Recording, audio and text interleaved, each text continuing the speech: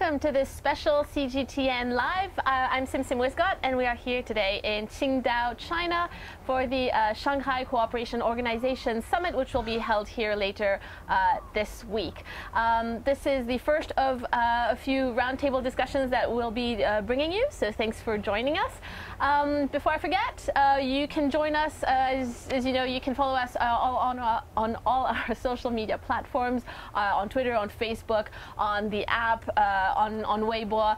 So please leave your comments and questions with us, because we would love to hear from you, and we will try to answer your questions if we can. So before, now without much further ado, let me introduce our guests today. Ladies first, Zoyun, CGTN reporter. Zoyun, also from CGTN, one of our veteran anchors. Thank you. Thanks for being here. And joining us from CRI, from China Radio International, is Victor Ning. Glad to be here. Thanks. Welcome all of you here. Thank you. So we are in Qingdao. It's maybe not such a well-known city outside of China. What is the first thing that comes to your mind when you hear the word Qingdao? You should talk about it. It's true. I wanted to mention she is from here. Right, because I was raised here until high school, and I don't agree with like Qingdao is not a famous city outside China. 'Cause when I was in the States, I was here in DC. So because of the beer, I think. The beer. It is the beer. Everyone everybody knows about the beer. Right, like whenever people ask me like where we're from, I say Qingdao. They're like, oh, so Qingdao beer. It was shocking at the beginning, but it's like a lot of people. Yeah, a large number of people just know do they that. know the city behind the beer? No, they don't know it, but they heard about it. They know it. It's Qingdao beer. Yeah. Have you heard of Qingdao before you come to China? I'd heard about Qingdao beer. I'd heard about Qingdao a little bit, probably from studying history back in the day when they were talking about the different ports and everything. But yeah, I didn't know that much about it, to be honest. And I think, Qingdao beer is probably the one thing that most people are most familiar with. But there's a lot of other things as well, right? For example, as you can see, we are by the sea. The weather was great just a few minutes ago, but Qingdao has been traditionally one of the best seaports of China since the late 1800s. Became a very strategic seaport position throughout the last century until even now today. And also it's a very important industrial city, as we are going to talk about later today as well. Yeah, absolutely. And being next to the sea, great seafood, right? I know. Just the salty smell just gave me so many impressions of the seafood. Why seafood here is anything different from any other Chinese coastal Because it tastes sweeter. Sweeter? Because because the coldness of the water brings the special sweetness to the seafood. You know, maybe the seafood is also cheaper? It's not compared with the seafood in Beijing, of course. And if you go to like the tropical area, like Thailand, maybe you see the lobsters, the giant fish, everything's bigger, but it doesn't have that sweet taste because the water is too hot. But here, everything's smaller, like the clam, the mussel, but it's so good. I just miss the taste of food so much. Well, that's another thing is that you grew up here, but then you've moved to Beijing. So for all of us, otherwise we live and work in Beijing. So what has it been for you? What is the difference for you in Qingdao compared to Beijing? It's just fresh air. I can always run outside. Yeah. Jog on the footpath. I did it every day now when I come here. Right. The air quality is much better than Beijing. Probably because it is on the seaside, also because there is not so much manufacturing around here. So that's why the air quality is better. But I think for average Chinese, Qingdao means beautiful houses, seafood, beer, a relaxed lifestyle. Basically why people come here, to enjoy life. And going along with that, for the past 4 years, there's been this report about the 40 most livable cities in China, and Qingdao has been topping the list for the past at least several times. Yeah. Well, I have to say, we arrived here on Friday, and Beijing is sweltering at the moment. And we got here, and it's so nice. It's so pleasant. It's just the perfect weather. It's sunny. I mean, it's very changing. It's been foggy a few days, but it's also just nice and cool. It's just and the sea air and everything. And change is good because you like to be misty one day and clear another day. That means variety of life. And Isn't that something we should welcome? And when you can't see the landscape, it's fog. It's not pollution. It's fog. It's not. It's just water. Exactly. It's just water. Moisture will evaporate when the sun comes out. That's the lure of it. Yeah, and that's what I missed about Qingdao is like this balance of life, because you talk about this relaxing feeling you get after you arrive. So this is balance of life, because in Beijing, the big city, is like so rushed every day. It's like so busy, and your schedule is always so demanding. But here's like people have this perfect balance of life and work. So because if you talk about Qingdao, most of the Chinese will think about 喝啤酒, like sorry, 喝啤酒吃嘎啦, right? It's like drinking the beer while eating the clams. Yeah, and that's how it's an important part of a lifestyle. Which I did yesterday. I arrived yesterday for the first time, and the first thing I did was going out for some Where did you go? That's good. Well, I have to tell you later because I'm not so familiar with the geography. But it was great. Is it good? It was great. It was really good. Did you drink the beer from the plastic bag? Of course. No. As everybody do It's, here? it's not too hot yet. It's just during the hot summer. Really? So yeah. Only in very hot Summer. month people Right. drink beer from the plastic bag. Yep. And I was told they even drink beer from plastic bag when they are riding with a straw. Is that? Yeah, it's normal. Wait, but yeah. What about is that safety? What drunk about driving safety? driving, drunk riding? I don't think they care at all. Well, No, we're not I'm just encouraging kidding. that. No, okay. But, yeah. It's also possible. But is it this? No, What you like, can see in Qingdao? it's not like while you're driving, but it's like if you're walking on the streets, yeah. Well, basically tells the picture of a carefree people. Very careful. Enjoying life, that's the main thing, Yeah, right? You have yeah. to, and it's a beautiful place, and I think that Right. definitely You got slow this down from a little bit Qingdao. somehow after That's you get why here. I love this place. I love it too. It's my hometown. Yeah. So even though it's slowing down life for us, but in terms of economy and manufacturing, we also touched on that a little bit Yeah. before. It's a huge manufacturing hub. Right. And it's not, we always hear about the, Shenzhen and Guangzhou and Shanghai, the huge Chinese cities. But Qingdao is actually behind some massive brands that have taken over the Chinese market, but also gone global. So Right. we've had, Qingdao beer, obviously, Haier. Hisense, Hisense, I was amazed. I'd never really heard of Hisense TVs before. Now they're sponsoring the World Cup, and I've seen Benedict Cumberbatch is doing ads for them. He's Everywhere. all over the place. Right. Hisense TV screens? Yeah. Okay. So clearly it's becoming very big. What is Right. it about Qingdao that is that has spawned that many big companies? That's Yeah. a good question. That's a good That's question. a good question. You want to answer, or I go first? You go first. I can share with you my take because it has a history to this. The Germans occupied this in 1897-98. They built railways, they built brewery, they built factories. So Qingdao had a strong manufacturing base, although it happened in the colonial time. And then when the communists took over, they expanded on that industrial base. That's why there are locomotives produced here. And later on, there are electric appliance manufacturing base also from here. Of course, Qingdao people are hardworking. Yeah. That's also one of the reasons.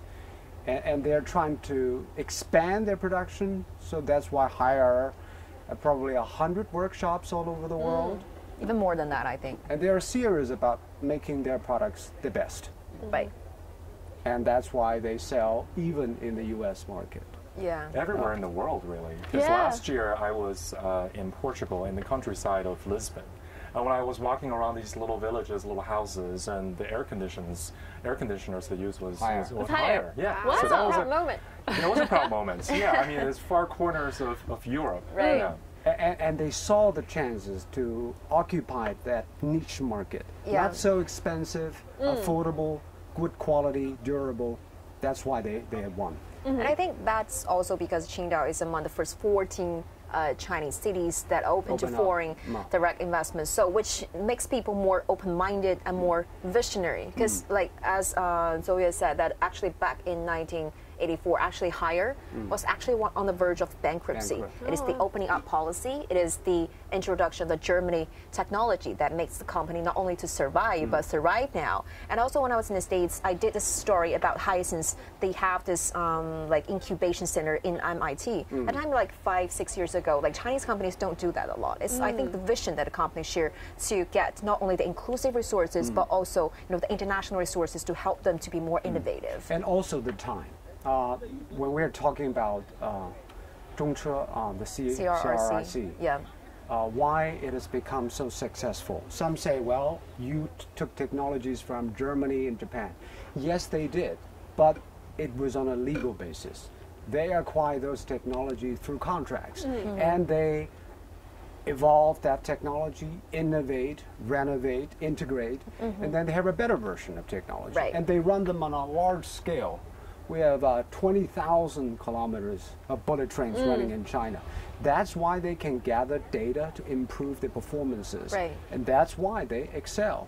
So they are making probably half of all the trains. 60% actually. 60% of the Right. trains here in China, and they want to sell it elsewhere in the world. They are trying to first get inroads into the Southeast Asian nations, but that's not easy because local politics is always in the way. Infrastructure base is so low. But I think, in the end, they will try to win the argument because it's just makes sense. It's And that's- inevitable. Yeah. And that's great because we've got a little video actually about CRRC, Okay, which let's is have a look. the company that makes the bullet trains here in China. So we've got a little video, and let's take a look at that. A coin keeps its balance aboard a high-speed train hurtling across China at speeds up to 300 kilometers per hour. These scientific experiments have become very popular for passengers taking the country's high-speed rail. Let's meet the designer and manufacturer of China's high-speed bullet trains to find out more about this technology.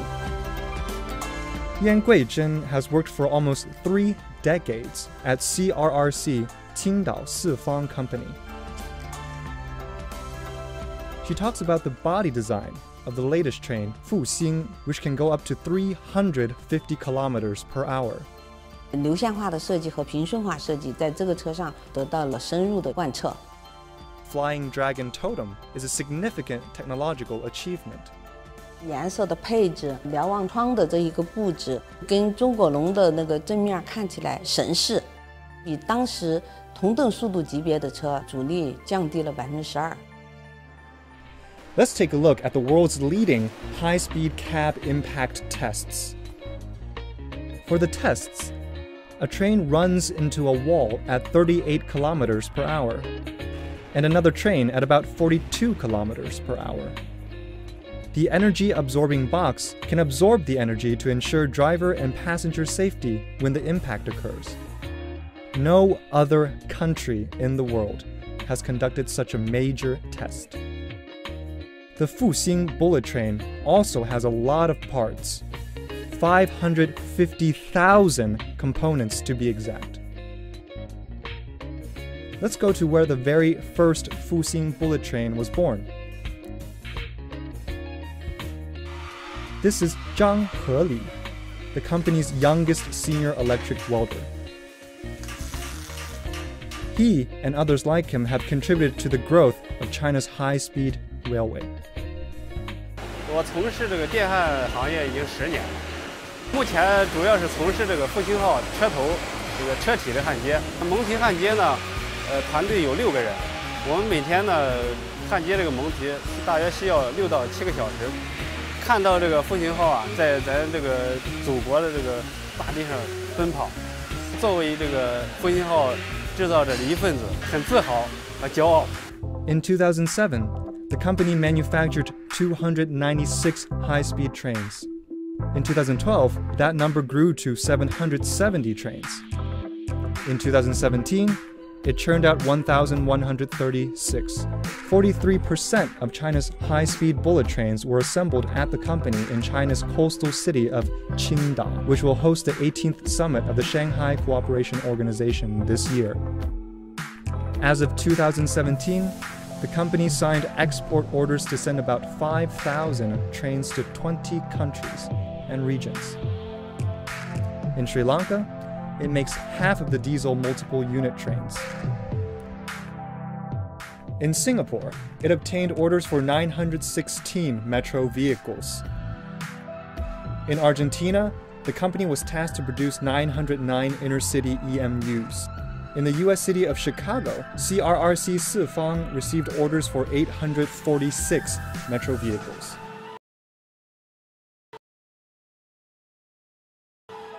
很骄傲地说，我们可以为世界各地进行定制化的设计。我们是希望这些国家都能建成高铁，然后从我们国家的新疆，或者从我们的云南，或者从我们的东北各个路线都能开出高铁，直达欧洲、直达非洲、直达东南亚，那是最好的。A coin. Saw a little video there about CRRC, the makers of bullet trains here in China, and you, Zhou Yue, you also did a story on that, Yeah, and you I visited the. I visited the factory. What surprised me is that they not only made bullet trains, they make all sorts of trains, trams, metro cars, normal locomotives, Right. and bullet trains. So they have a long history of making trains, basically. That's why they've been successful. But still the most coveted train they make is the what we call Fuxing train. Travels at 350 kilometers an hour. That's 200 miles an hour. And those are the trains that are making profits, first the place. It's making profits because it's traveling between the most populous places, Right. between Shanghai, Beijing. Beijing. And they want to copy their success to other areas that are densely populated, that are in need of fast transit, carrying large numbers of people. So that's why I said it will make sense. When they're making their first success overseas, it will show to a lot of similar places that should be the way. For example, the U.S. The transit between Washington Oh, it's terrible. and New New York. York is terrible because they're right. slow trains. 4 hours. But the Americans have troubles adopting others' technology, especially Chinese, probably. Yeah. Well, we're seeing some progress because I think in the video also featured that some trains are being made for Boston right now. Yeah. And It's a That's subway. Metro. It's a subway. subway, I right? interviewed That's a them good start. actually. Yeah, I interviewed them. I think the subway yeah. system really in the U.S. because I've spent some time in the U.S. Compared Right. to the ones in China, are much more. They need They need upgrade. updates. Yeah. Yeah. They need to win the political argument. Because it takes forever for Yeah. the bill to get passed in the Hill if you want to get infrastructure updated and Yeah. upgraded. So, right, it takes forever. So And that's one of- why they. I'm sorry. That's why the high-speed train why it's going so slowly in the States. I think political challenge is one of the major challenges that they're facing. But one thing that really struck me during the video was in the end, the researcher said we're exporting a lot of these technologies to other places that are also developing countries, and a lot of them are member states of the SCO. We're here for the summit this week. So I think that's served as a major, very useful tool to really export useful and reliable Chinese technology to other places of the world that actually need it. Yeah. One thing to have an SEO meeting is to get the political trust. You need to have faith in each other, to have good cooperation. Yeah. And this kind of a meeting is basically to deliver that. And yeah, and I have to say, like, Chinese bullet trains are something that everybody raves about. I don't know anybody who has gone, nah, not that great. I've seen better. I know. Everybody, foreigners who come here rave about it. People who live here, I love it. I've never flown from Beijing to Shanghai. I always take the bullet train because it's Yeah. so convenient. It's about 4 hours, less than 5 hours it's now. convenient. It's really comfortable. It's fast. Right. There's really no And you know downside. what? When I visited the factory, the engineers told me they're testing a new generation. Oh. It's going to run at 600 kilometers per hour. Wow. Wow. What does that mean? It means it is just 1.5 hours from Shanghai to Beijing. They're still testing that. Wow. It's going to be very competitive. Probably will reshape how we Blend. commute between Exactly. cities. Now it is already reshaping now, actually, to changing that landscape of Chinese. But it will be strong competitor Much, airlines much at 600 more. kilometers an hour. And we can see that also they're upgrading their services. I took the train yesterday here, and one of the new things you can do on the trains now is that you can order your lunch or dinners ahead of time. And I tried that for the first time yesterday. It was quite exciting. I ordered my lunch when I was in Beijing. What did you And it was, order? Was McDonald's? beef and rice. Nothing too special, Okay. but just the fact that you can order it in advance, and it was delivered to me 2 hours later to my seat. And Yeah. then when I arrived in Qingdao, I was ready to go. That's a marriage of technologies. Fast trains and mobile payment and telecommunications. And that's when you have that two here in of the China, 4 new inventions, it right? means convenient life. Three of the Yeah, I think 4 new for our inventions. Yeah. viewers watching from outside of China, it's worth visiting just to take the trains. No, They absolutely. always have this wow moment whenever or whoever takes the high-speed train. It's like, wow. Yeah. And that's another thing. So, because you mentioned SCO, obviously we are here for the SCO Right. summit. Qingdao's link to Central Asia. Actually, there is a link. Not only is Qingdao a huge port, but it's also now a rail link to Central Asia. So transportation obviously has become a huge. Qingdao has become a huge transportation hub. It is linking to Central Asian countries as well. And speaking of transportation, beyond just trains, of course, we're at the great seaports. And I know you were a few days ago at the seaport, automatic seaport. What was that like? That was Asia's biggest. I was there too. Automatic, and she was there and too. he was there too. We've all been there. I was watching you all. A lot of reporters were there. I was watching you at home. We were not that impressed. But yeah, just say, tell us, what was that like? No, I thought it was very impressive because it's all completely automated. It's a cargo terminal where there's no human being on site. No. It's Complete everything empty. is So everything is moving at the same time. Yeah, so you've got these. I found it very unnerving, but you have these little trucks, sort of like the container is lifted from a crane down onto these little vehicles that don't have any driver, and they're just sort of like going back and forth. And Unnerving? It's unnerving because it looks very futuristic. I saw you know, it's sort of robot type of thing. Oh, okay. Why? Because I've been to many ports. Yeah. When a human being conducting the cranes, it's actually a lot of cumbersome work. You have to try it. Maybe this time it's not working. You have to lift it up and lower it down again. Yeah. But for computerized process, one shot. they just take it and move it elsewhere. I mean, it It's was much very quieter. efficient. It was efficient. It was quiet. There wasn't that sort of. But did you see the central control room? It's like playing video games, right? Yeah, they had a joystick. Just a little bit, and then They actually have a joystick. I know, I saw it. Is that pretty game? Yeah, it is a bit strange. So they rely on big data, on AI, very heavily on AI, and all the robots, these trucks, can digitally sense the four corners of the containers. So they can move them automatically 24/7, even in the dark. So they don't need to see. So I did my research. You did your homework. I watched all of you. Yeah, you were there, but you're the one who can explain everything. Exactly. And then also I have some numbers here. Is that it's been in operation for about a year, and since then the cost of human labor has been reduced by 70%, while efficiency has been increased by 30%. So talking about high-tech developments in Qingdao, it's going into a new era as we see today. Talking about efficiency, the manager told me it's a homegrown technology. They developed the software and the hardware. Actually, many ship owners did not trust them. Oh, I see. Because they have been using autonomous ports before, elsewhere. It was not running as smooth as people would think. Right. But they proved that the Chinese technology works. It is faster, it is reliable, it is efficient. So more and more ship owners are coming to Qingdao simply because they have an autonomous port that just makes things easy. Wow, that's rewarding. And also, it was this port was recognized this past March in London during this year's Automation Summit. So internationally, it's been also recognized for its high efficiency. And since we're talking about innovation, something that is not quite related to ports but still related to the sea, we've got another video to show you about seaweed. You think it's just this gooey thing that you might step on when you go to the beach or that you might eat, but there's a lot more uses to it. So let's take a look at this video.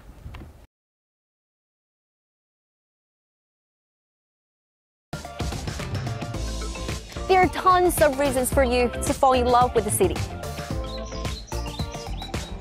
And the one thing you must do here is drink the draft beer served in a bag. Even better, we enjoy it with seafood.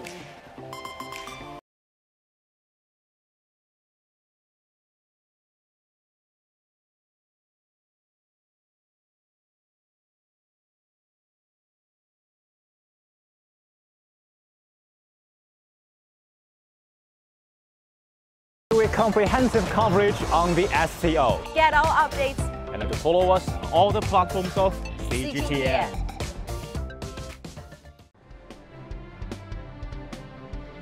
8 Asian countries with different features and traits, all sharing the same vision of peace, cooperation, and connection. 共同开创地区合作新气象。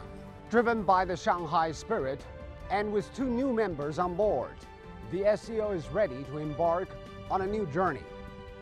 Watch CGTN for our special coverage of the SCO Summit from Qingdao. Alyosha Milenkovich, and I'm in Skolkovo Innovation Center at the outskirts of Moscow. You hear the ocean. When you hear the ocean, what comes to mind? Is it the boundless blue? Huge fish? Or delicious food? Maybe you think of an ocean's magic plant that rules the world.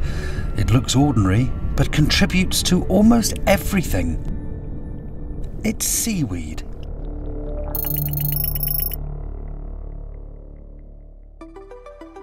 To find out more, we came to China's State Key Laboratory of Bioactive Seaweed Substances in China's Qingdao city, which is the most important national seaweed industry invention and incubation platform. And here we met Dr. Jiang Jinju, who told us the story of seaweed. 提到海藻，可能很多人只想到了海带、裙带肽还有紫肽，但实际上在生活中，海藻的成分被运用到了方方面面，尤其是各种食品当中。 Yes, just like the doctor said, the seaweed, it's everywhere. But seaweed is actually an umbrella term that includes some types of red, brown and green macroalgae.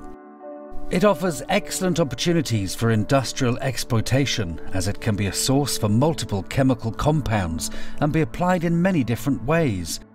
One of the most important substances in seaweed is alginate, which is extracted from the brown macroalgae. But how does this happen? At this factory, we witnessed the entire process of seaweed being converted to alginate. By the time it goes from being raw material to the final product, the seaweed has been soaked, diluted and filtered.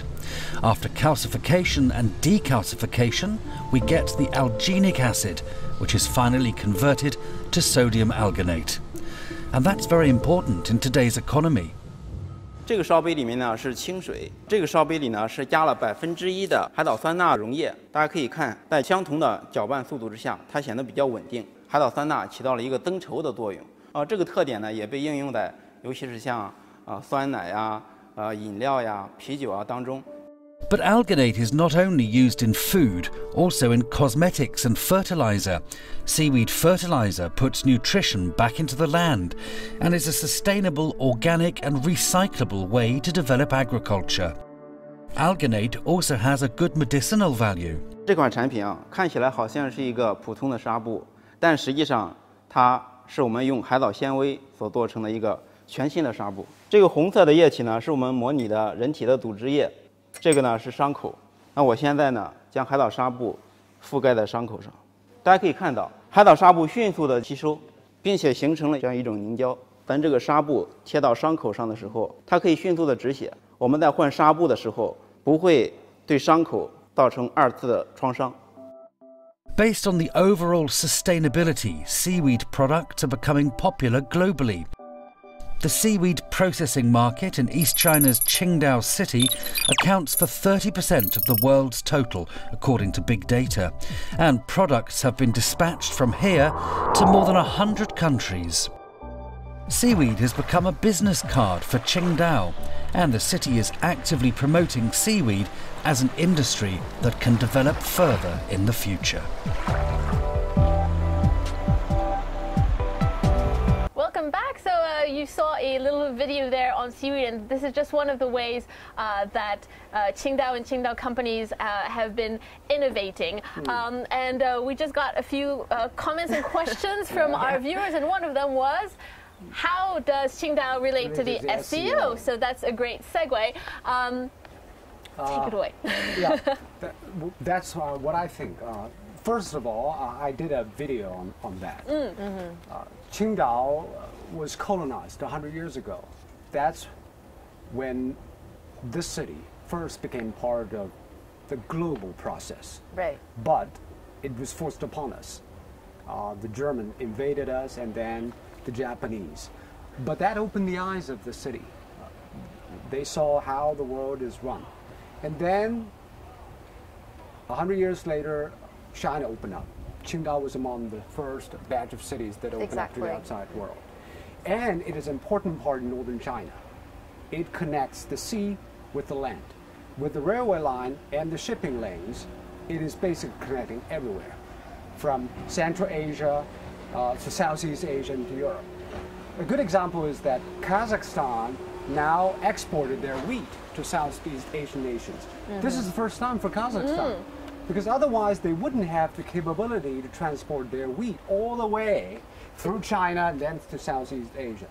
That's why Qingdao was chosen to host this year's SCO Summit. It connects everything. Yeah. I think the idea of connectivity is really the key here. Yeah. It's part of the SCO, the Shanghai spirit, and also it's a main idea behind the China proposed the Belt and Road Initiative. And I think, like you said, connects land and sea. What else can you ask, right? Right. And Qingdao is also becoming internationally reputational because it got used to hosting those big events, international events, the 2008 sailing, competition, etc.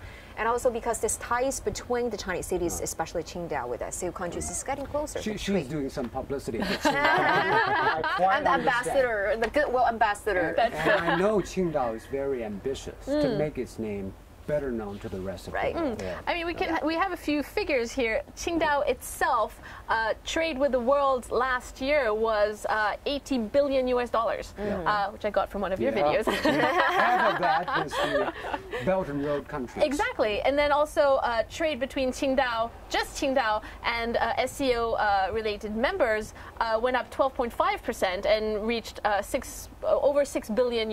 So that's just for this city. It's not even just all of China. It's really just Qingdao. It's remarkable.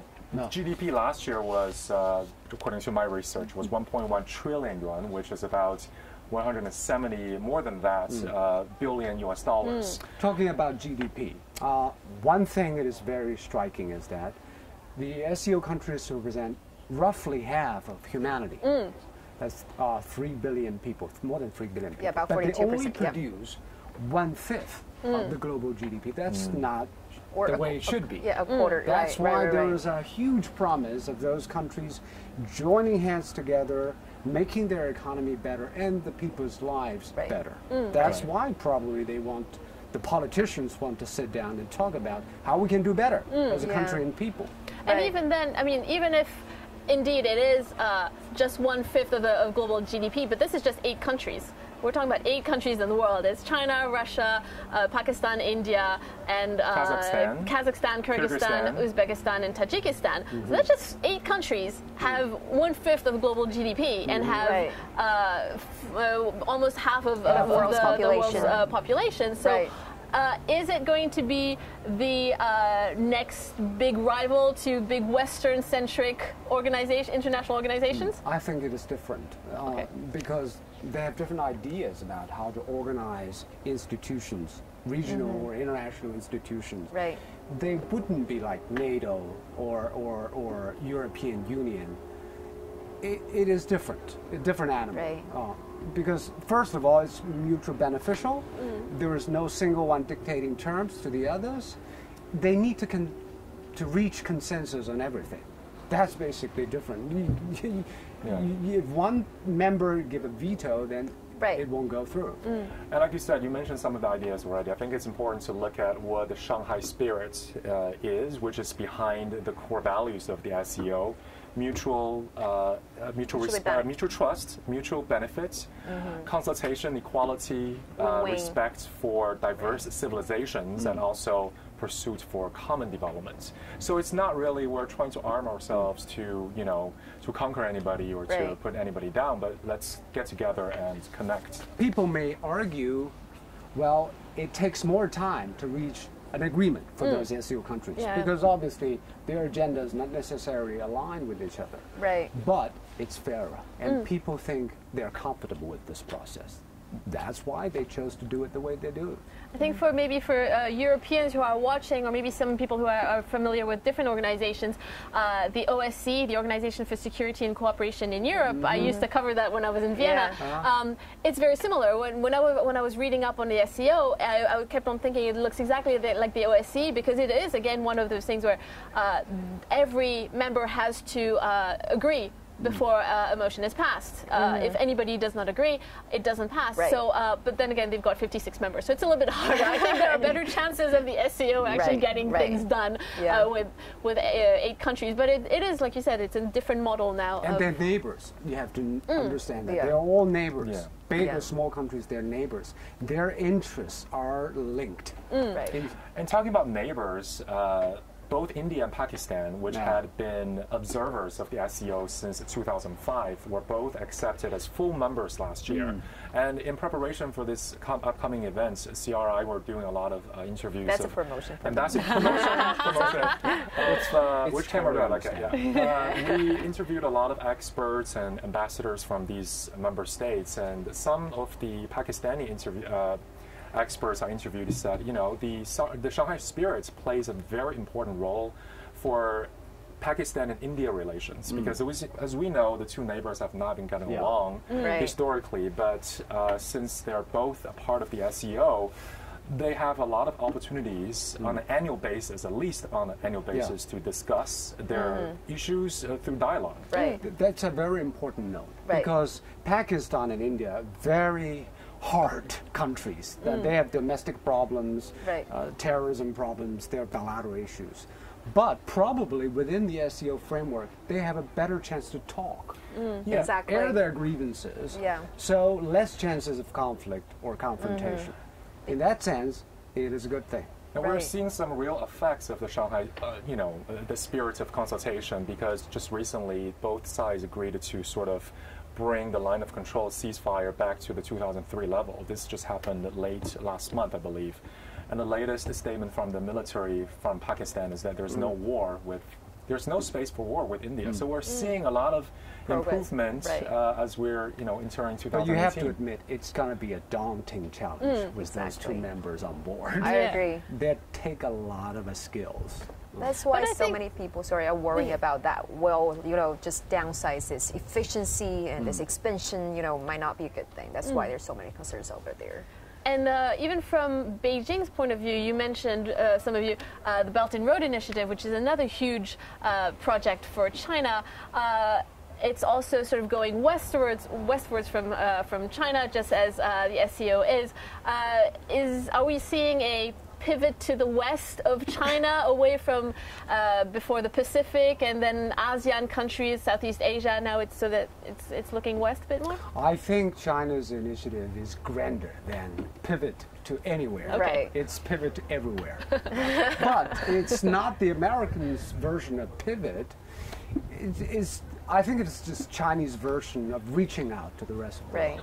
How to have more friends, partners on board without invoking uneasiness on the other parties. Seek common ground. That's the Chinese way of looking at relationship. Basically, our philosophy of working with others without hurting their interests, finding something we can work on, avoiding those that we cannot agree on. Yeah, and just as I interviewed the ambassador, the EU ambassador to China during the Belt and Road Forum last year, he said, like, usually people know that all roads lead to Rome, but now people are talking about all roads lead to Beijing, both the tangible roads as well as the spiritual, the cultural exchanges. So it's like building those connectivity that are generating possibilities, just as you said. And geographically speaking, it is important because China's size is this big. We are on the west coast of the Pacific, on the east side of the Eurasian continent. It's going to be a big country with this scale that connect everybody, and maybe saying what we're going to do, because I'm the biggest power. Probably you can agree. If you don't, we can work on it. Well, I think that's maybe like a good point to end on. Sadly, we have to wrap it up, but we will still have coverage for you in the next few days before the leaders arrive here for the Shanghai Cooperation Organization Summit here in Qingdao. I know Victor has a lot of coverage planned for CRI, and then on the channel as well. So you and you will both have a lot of coverage, and we will also be bringing you more live streams and other stories on CGTN Digital. So thanks for joining us, and thank you all for this really interesting discussion. I learned a lot of new things. Thank you. Thank you for having us. So yeah, and I look forward to the rest of your coverage the next few days. Sure thing. Thanks again for joining us. Bye-bye. Bye-bye. Bye.